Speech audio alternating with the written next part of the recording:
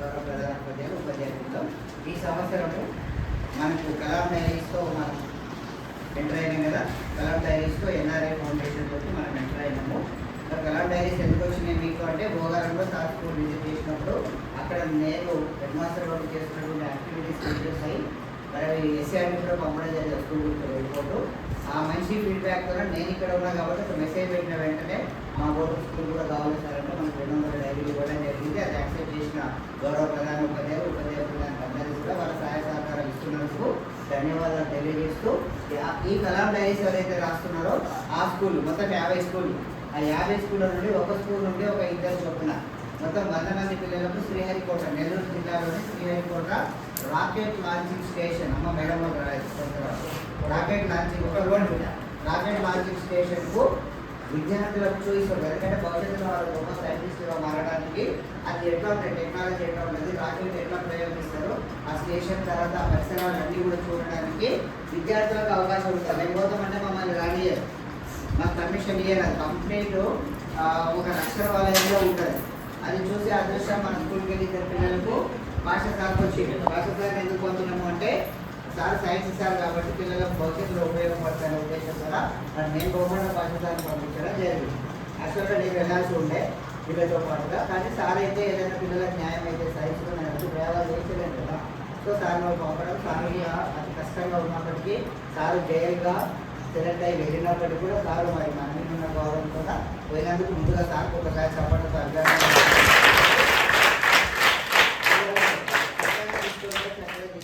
అడుగడుగున పిల్లలకు మంచి వచ్చింది కాబట్టి సార్కు ధన్యవాదాలు తెలియజేస్తూ ఈ పిల్లలు ఇద్దరు మన స్కూల్కి వెళ్ళి నిజంగా అదృష్టం ఉంటుంది.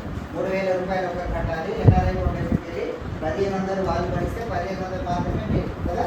అట్లా ఎంతమంది పోయి 100 మంది పోయి ఈ 100 మంది ఒక్కరోజు 2 రాత్రులు అంటే ఈరోజు సాయంత్రం పోయారు, రేపు నైట్ అక్కడ ఉన్నారు, పొద్దున్న వెళ్ళాల్సరికి మళ్ళీ వచ్చేసారు. ఒక అద్భుతమైనటువంటి అనుభవాన్ని విఐపీ కూర్చొని రాకెట్ లాంటి ప్లేస్లలో వాళ్ళు పెద్ద పెద్ద సైంటిస్టులు కూర్చొని ప్లేస్లో పోయి చూసి మంచి రాకెట్ దగ్గర ఫోటో దిగి మనం చేయడం జరిగింది. ఒక అద్భుతమైన అవకాశం త్వరగా తీసుకుని ఏమేమి చూసి ఎట్లా పోయారు, ఎట్లా చూసి ఏం చూసినా మీకు చెప్తారు, మీతో షేర్ చేసుకుంటారు. కాబట్టి జాగ్రత్తగా వినాలి. మీరు రాసింది కూడా మీరు చెప్పే స్పష్టంగా చెప్తారు. వీడియో వెళ్తారు వాళ్ళు పెట్టాలి. మనం దగ్గరికి వెళ్ళి శాస్త్రం ఓకేనా స్టార్ట్ చేయాలి. పోయినప్పటి నుంచి వచ్చినంత వరకు నువ్వు కొన్ని చెప్పండి.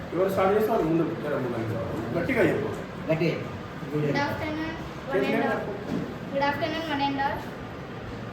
Today I am here to express my feeling about my tour. First morning చేసే మా ఇంటికి వచ్చింది. టైం ఎన్ని గంటలకు పోదామని అడిగింది నన్ను. నాకు తెలియదు. సార్కి ఫోన్ చేసి అడుగుదామన్నాను. సార్కి ఫోన్ చేసి అడిగితే 9:30 11:30 వస్తామన్నాం మేము. సార్ ఉండి ఏమొద్దామా లేట్ అవుతుంది 9:30కి రండి అన్నారు. 9:30కి వచ్చాము మేము. వచ్చాక సార్ నుండి ఇంకా ఏమన్నా తీసుకోవాలా సార్ అని అడిగితే సార్ చెప్పారు మాకు. సార్ చెప్పాక కొన్ని నేను తీసుకురాలేదు, మా డాడీ మా ఇంటికి వెళ్ళి తీసుకొని వచ్చాడు. తీసుకొచ్చాక ఎగ్జామ్ ఉండే, మేము ఎగ్జామ్ రాసాము. ఫిజిక్స్ మా ఫ్రెండ్స్తో కలిసి ఫిజిక్స్ ఎగ్జామ్ రాసి లంచ్ టైం అయ్యాక లంచ్ చేసి మేడం వాళ్ళతో సార్ వాళ్ళతో తుఫాన్లో కలిసి మామ్నార్కి వెళ్ళాను. మామ్నార్లో పాషా సార్ మాకు కలిశారు. బైక్ మీద పాషా సార్ వాళ్ళ ఇంటికి వెళ్ళాము మేము. అక్కడ వెళ్ళి అన్నీ ఉన్నాం. సాయంత్రం 4:35కి రెయిన్ ఫారెస్ట్ ఫౌండేషన్ అనే ఒక ఆడికి వెళ్ళాము మేము. అక్కడికి వెళ్ళాక మీటింగ్ పెట్టారు. మీటింగ్లో మాకు చెప్పారు ఇది మీకు గొప్ప అవకాశం అని చెప్పారు.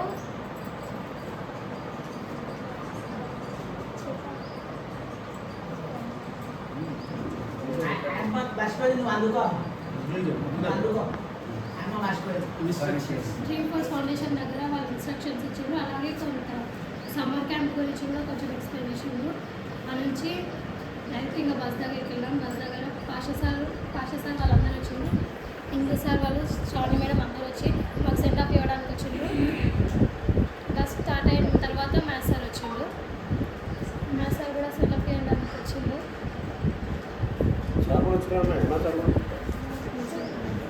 సార్ వచ్చి కింద మేమున్న బెడ్ మీద సీట్ కింద కింద మా సీట్ కింద ఇంకో 2 టీచర్ వాళ్ళు ఉన్నారు. ఆ టీచర్ వాళ్ళకి మ్యాథ్స్ సార్ అండి, మేడం మా పిల్లలు ఉన్నారు మేడం, పైన చూసుకోండి మేడం కొంచెం జాగ్రత్త అని మేడం చెప్పి వెళ్ళారు. సార్ లాస్ట్ మూమెంట్లో వచ్చారు. మేమందరం ఫొటోస్ దిగాక వచ్చారు మ్యాథ్స్ సార్. మేముండి మ్యాథ్స్ సార్ రావడానుకున్నాం. మ్యాథ్స్ సార్ లాస్ట్ మూమెంట్లో వచ్చి మాకు సెండ్ ఆఫ్ చేసి వెళ్ళిపోయారు సార్. మేము ప్రయాణం చేసాం. మాతో పాటు ఒక ఆమె ఉండే, మాతో చాలా క్లోజ్గా కలిసిపోయింది. ఆమె ఉండి ఫుడ్ తెచ్చుకున్నా అంటే ఫుడ్ నేనేం తెచ్చుకోలేదని అన్నది. మా దగ్గర ఉన్న ఫుడ్స్ కొంచెం షేర్ చేసాము. ఆమెకి షేర్ చేసి నైట్ ఫుడ్ తిని చాలా లేట్ పండుకున్నాం. 12:30, 1 అయింది పడుకోవడానికి. పండుకొని మార్నింగ్ ఫ్రెష్ అప్ కావడానికి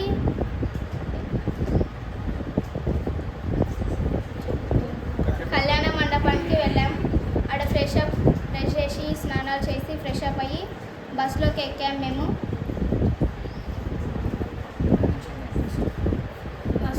సూలూరుపేటలో బస్సు ఎక్కిన తర్వాత డైరెక్ట్ నుంచి ఒక చెంగాలమ్మ టెంపుల్కి తీసుకెళ్ళారు. ఆ నుంచి డైరెక్ట్గా శ్రీహరికోటకి వెళ్ళిన తర్వాత ఫస్ట్ అక్కడ దిగిన తర్వాత మా ఆధార్ కార్డు ఐడి చెక్ చేసారు ఫస్ట్.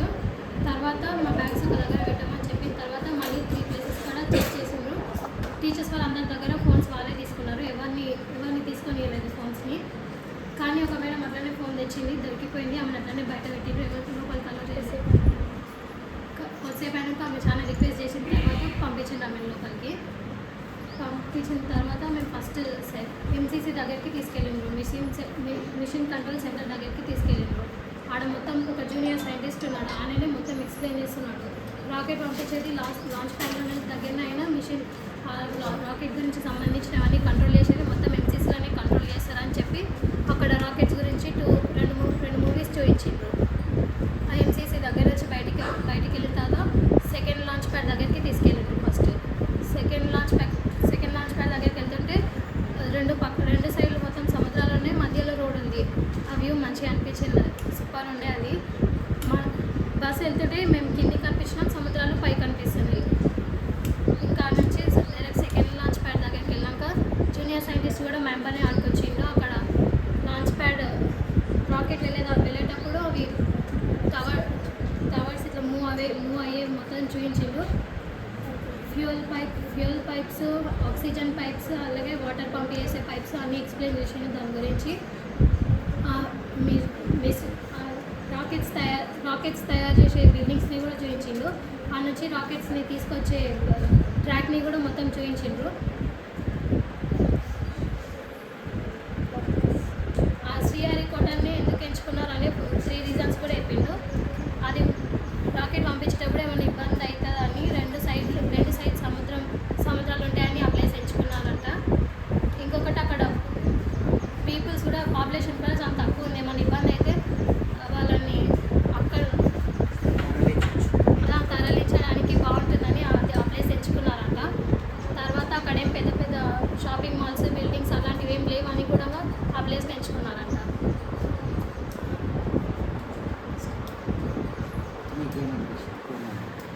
మాకైతే చాలా హ్యాపీగా అనిపించింది. అక్కడికి వెళ్ళినందుకు, ఈ గొప్ప అవకాశం మాకు ఇచ్చినందుకు మేము చాలా హ్యాపీగా ఫీల్ అయ్యాము.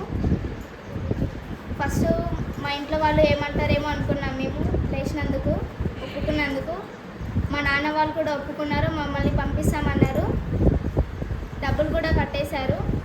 మేమైతే చాలా హ్యాపీగా ఫీల్ అయ్యాం. జర్నీ బస్సులోనే అయ్యింది. మాకు చూపించడం కూడా బస్సులోనే చూపించారు. ఫస్ట్ లాంచ్ ప్యాడ్కి తీసుకెళ్లారు. ఆడ ఏదో పని జరుగుతుందంట. మే 10th ఏదో లాంచ్ చేస్తారంట, రాకెట్ లాంచ్ చేస్తారంట. అందుకే లోపలికి రానివ్వలేదు వాళ్ళు. మేము రిక్వెస్ట్ చేస్తే కూడా రానివ్వలేదు వాళ్ళు. మేము ఇంకా మళ్ళీ తిరిగి బస్సులో ఎక్కి వచ్చాము. ఆడ చెకప్స్ కాడ మేమైతే కొంచెం టెన్షన్ పడ్డాం. చెకప్స్ కాడ మా బ్యాగ్స్ చెక్ చేశారు, ఇంకా మమ్మల్ని చెక్ చేశారు. ఎంతమంది వెళ్ళారు, మళ్ళీ వచ్చేటప్పుడు ఎంతమంది వచ్చారని మళ్ళీ చెక్ చేశారు. మమ్మల్ని చెక్ చేసి తోలించారు మమ్మల్ని. అక్కడ నుంచి డైరెక్ట్ క్యాంటీన్కి వెళ్ళాం. క్యాంటీన్లో మాకు ఫుడ్ పెట్టారు. అక్కడ ఫుడ్ కూడా చాలా బాగుంది.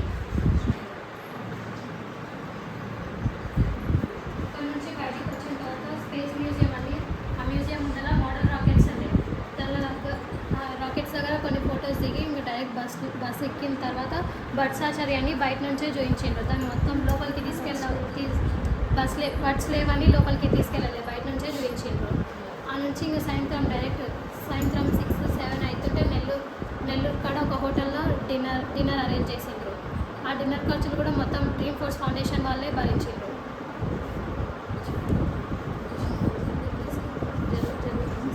జర్నీలో కూడా మేము సార్ అండి మా అమ్మ కొంచెం ఫీవర్ వచ్చింది, అందుకే కొంచెం డల్ అయింది. ఆమె పడుకొని ఉంది. సార్ ఉండి మాకు ఫుడ్ తెచ్చిచ్చారు, కానీ తెచ్చిచ్చారు. ఆడ ఫుడ్ కాడ మేము తినలేదు, చపాతి పెట్టారు. మేము వల్ల అన్నం సారు రిక్వెస్ట్ చేసిండు, తినలేదు. మేము బయట నుంచి ఆమె హెడేక్గా ఉంది పడుకుందని పెరుగు ప్యాకెట్స్ తెచ్చిచ్చారు. ఆమె తాగనన్నది.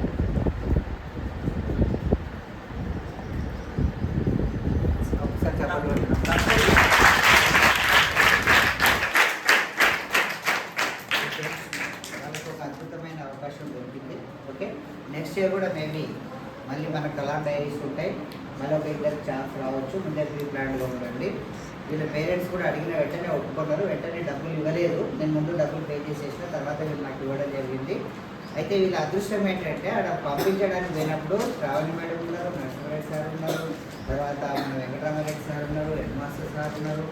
ఓకే, అందరం దాదాపు నేనున్న ఒక భాష సార్ సగం స్టాఫ్ అక్కడ పోయినాం. వేరే స్కూల్ వాళ్ళు ఎవరు కూడా అంతమంది రాలేదు. కొంతమంది ఈ పిల్లల్ని వాళ్ళకి వదిలేసి వెళ్ళిపోయింది. సో అయినప్పటికీ మేము ఇంతమంది, అది నిజంగా మీ మీద ఇంతమంది స్టాఫ్ ఉన్నటువంటి ప్రేమ. సార్ వాళ్ళంతా వస్తుందేమో కానీ వీళ్ళు దూరంగా ఉన్నారు, మైకల్ దేవరు కదా, కాబట్టి సార్ వాళ్ళు రాలేకపోయారు. ఇంత ప్రేమగా మిమ్మల్ని పంపించేటటువంటి అవకాశం మీకు దొరికింది కాబట్టి సార్ వాళ్ళందరికీ కృతజ్ఞతలతో ఉంటూ మరి ఈ అవకాశాన్ని జీవితంలో మీరు ముందుకు ఎదగడానికి ఉపయోగించుకొని మంచి ఆపర్చునిటీ ఇచ్చినందుకు కలాం డ్రీమ్ ఫౌండేషన్కు, తర్వాత ఎన్ఆర్ఐ ఫౌండేషన్ ఒకసారి మన పాఠశాల తరఫున కృతజ్ఞతలు. అదేవిధంగా మేడం వాళ్ళ సారు ఆ రాత్రిలో నేను యాక్చువల్గా మేడం చెప్పలేదు, నేను నైట్ మేడం ఇబ్బంది పడుతుంది అన్నట్టు చెప్పలేదు. కానీ ఫోటో పెడితే నాగార్జున సార్ కూడా వచ్చింది, అందరం పోయినాము. ఆ ఫోటో పెడితే మేడం అది చూసుకుని అంటే మేడం రావడం జరిగింది.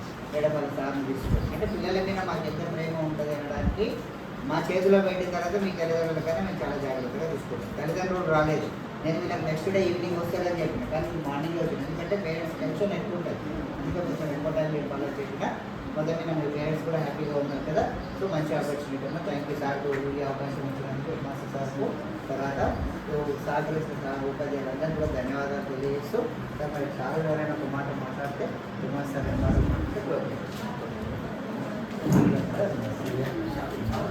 చాలా ఒక్క నిమిషం కూర్చోండి.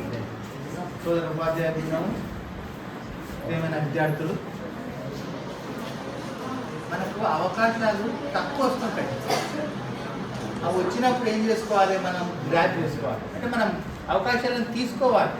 ఇప్పుడు మన దగ్గర 170 మంది విద్యార్థులు ఉన్నారు, కానీ అందరికి అవకాశం రాదు. సార్ అడిగిండు, కొంతమందిని అడిగితే మేము రాము అన్నట్టున్నారు. వాళ్ళిద్దరు రావడానికి ఉత్సాహం చూపించిండ్రు, వచ్చిండ్రు. మనకు ఇంకొక విషయం ఏంటంటే డబ్బులు కూడా సగం తీసుకున్నారు వాళ్ళు, దాదాపు 3000. ఒక్కొక్కసారి ఉపాధ్యాయులను మాత్రమే తీసుకుపోతారు. ఆ ఉపాధ్యాయులకు కూడా ఒక్కోసారి అవకాశం రాదు. మా స్కూల్ నుంచి గతంలో ఒక ఉపాధ్యాయునికి అవకాశం వస్తే ఆ ఉపాధ్యాయుని ఫిజిక్స్ సార్ను పంపించడం జరిగింది. అట్లనే ఒకవేళ అవకాశం మన ఉపాధ్యాయులందరికీ ఇస్తే కూడా మనం కూడా పోదాం సార్, ఇప్పుడు అవకాశం ఉంటుంది చెప్పండి అది. కానీ చాలా మంచి ఎక్స్పీరియన్స్, విద్యార్థులు కూడా చాలా చక్కగా వాళ్ళ ఎక్స్పీరియన్స్లో ఎంత చక్కగా వివరించారు. గమనించారు మీరు.